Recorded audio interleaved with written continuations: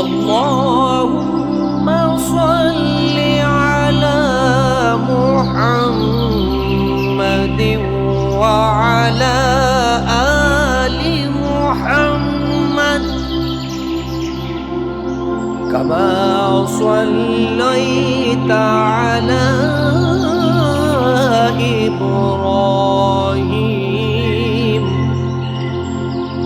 وعلى آل إبراهيم إنك حميد مجيد.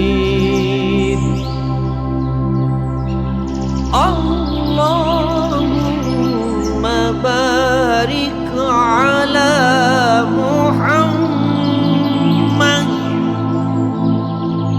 وعلى آل محمد كما باركت على إبراهيم